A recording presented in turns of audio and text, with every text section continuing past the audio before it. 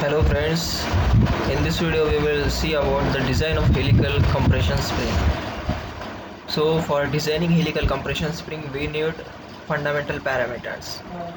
These parameters are named as number of active turns, which is given by capital N, wire diameter, which is given by small d, and coil diameter, which is given by capital D.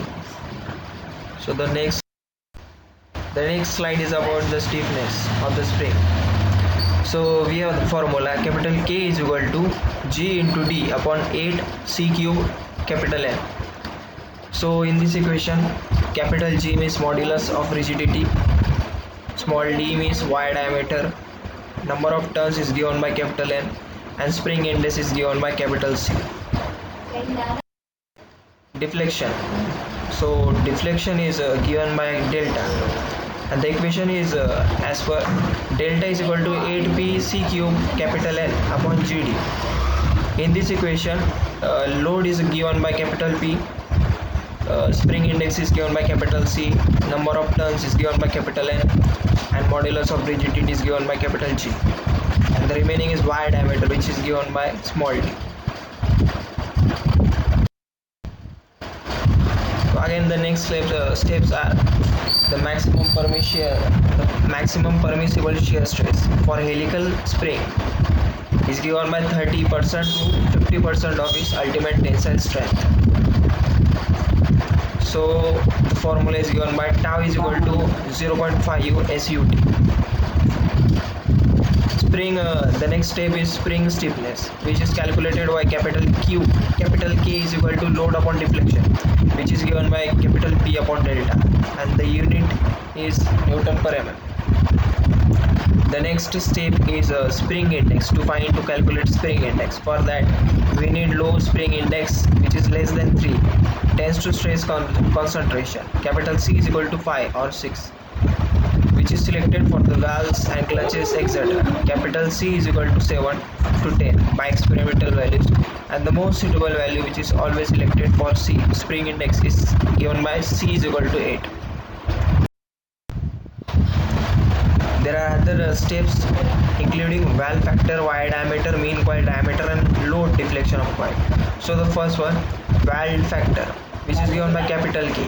Capital K is equal to 4 into C minus Z, 4 into C minus 1 upon 4C minus 4 plus 0.615 U upon capital C. Capital C is spring index, wire diameter small d, which is given by capital tau is equal to shear stress is equal to valve factor in bracket 8 into load into spring constant upon pi into d square. Small d is given by wire diameter. Mean coil diameter, which is given by capital D, is equal to spring constant, spring index into small d, and the load deflection of coil, which is given by delta, is equal to 8p c cube capital N upon gt.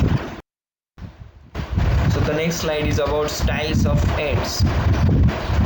We have types of ends are given by plane ends with ground, square ends with grounds. So as per in the table, we have total number of coils. For plane ends we have capital N, for plane ends ground we have small n capital N, for square ends we have n plus 2, for square ends ground we have n plus 2. And in the next column, solid length, for plane ends we have n plus 1 into d, for plane ends ground we have n into d, for square ends we have n plus 3 into d, for square ends ground we have n plus 2 into d. The next step is total clearance. Total clearance is equal to solid length plus maximum deflection plus 0.15 maximum deflection. The next one is the free length. Free length is given by solid length plus maximum deflection, or it also can be stated as LF. Free length is equal to pitch into number of turns plus wire diameter. The next formula is about pitch. Pitch is equal to free length upon total number of coils minus 1, which is again given by in symbolical form LF upon NT minus 1.